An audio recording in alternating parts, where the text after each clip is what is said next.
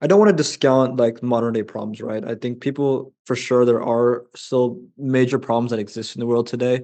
I mean, if we look at some of the ongoing wars, obviously those are pretty harsh. But even for people that are living in quite well-established societies, like obviously there are other problems that they're facing, whether it's mental health problems, etc.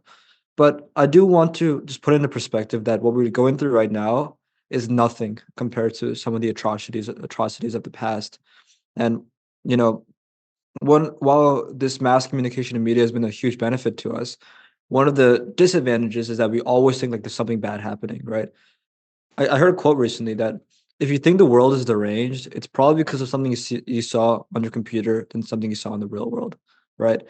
I think the internet combines all of the worst and worst of everything happening around the world and puts it in one place, and you know everything. Like, would someone in 1600 Spain know what's happening in like Argentina? Like, probably not, right?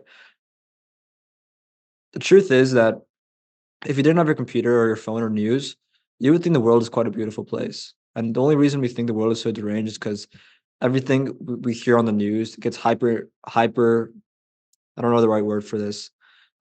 It's blowing up a little bit. Inflated. That's the That's the word, word. inflated, Inflated. right? Right. And on top of that, war is at an all-time low. And I think the reason for that is because war is just no longer an advantage to countries anymore, right? I think this for 100 different reasons, right? I think that in some places where you can obtain material assets, it's a huge benefit, right? And there's some ongoing wars where one country is literally taking over another country just because that through that they can take advantage of like agriculture and crops in some of the lesser developed countries. But China is not going to have any benefit invading California, like Silicon Valley, and stealing their silicons or something like that. But because knowledge, I think in most developed countries, knowledge is more powerful than material assets, right? Which is why that America and China, there would benefit more if they collaborated with each other in terms of a technological front than fighting with each other, because that wouldn't bring them anything. And with nukes, it's pretty much a suicide if you're asking for war. So, if we look at the past, when people, even like not recent past, but far, far back, when people used to live more like agricultural societies, like thousands of years ago, in their societies, like their day to day was literally just fighting, right? That you're holding on to like your group of like 50, 100 people in your tribe are holding on to like this crop field, and the people over there might come and kill you all and take your woman and like take all your crops like tomorrow, right? You're living in constant violence, and there's so much to be grateful for about just being alive today, you know? Yeah, like you were saying, there isn't really, to me, I think, much benefit in the modern day of countries going to war because with modern offensive technologies, it would just be a net negative for everyone involved. Like you were saying, in like Paleolithic, like hunter-gatherer societies, the worst that's going to happen is the only people that are getting hurt are the people actively participating in whatever raid or conquest like they're going on. Nowadays, in societies like America or China or like societies in Europe, war war isn't often decided by the people living in it. The people who are declaring war are the people in government, but war still affects other citizens. Like if we were to go to war with China right now, it would be it would be disastrous not just for the militaries, but for citizens here, citizens in China.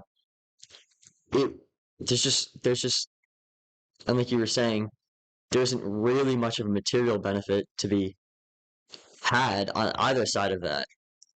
It would only result in unnecessary citizen casualty.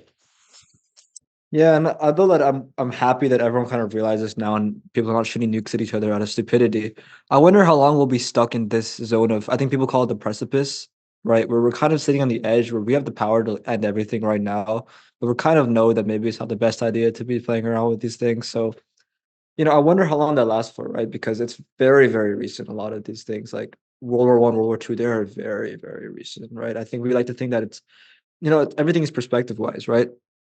30 years can feel like a long time. It could also be nothing if you compare it to like what happened 10,000 years ago, right?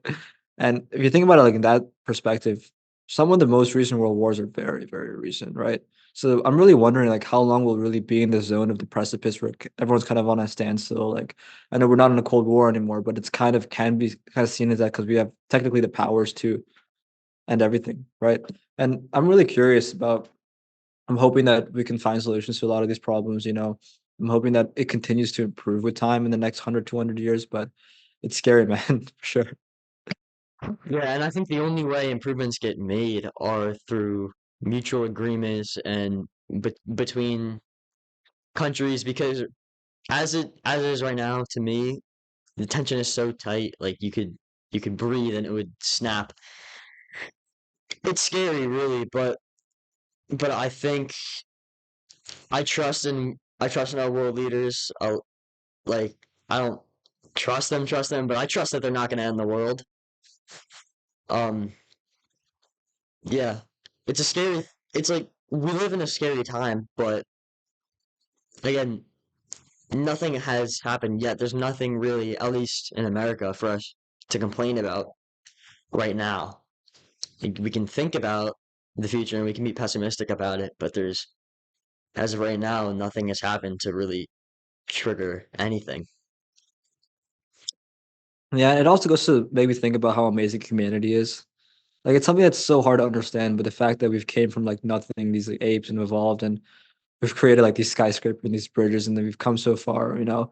And I when we look back at like human progress over time, that some of the most amazing things that have been built, like some of the churches, and have you seen some of those churches in like Rome and things like that? They're like huge, and there's so many world wonders that have built humans have built. I feel like humans have this innate desire to just progress and make stuff, and it's really interesting how recently like it's kind of transitioned away from like these big churches and big cool things to more like technological advancements and how fast everything is really moving.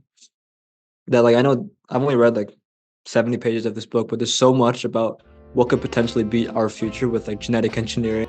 If you enjoyed that segment with Oliver Goodman, then you're gonna love the full 1.5 hour length podcast that I recorded with him. Hit the link in the description now so you're the first one to see it. And don't forget to like and subscribe for more.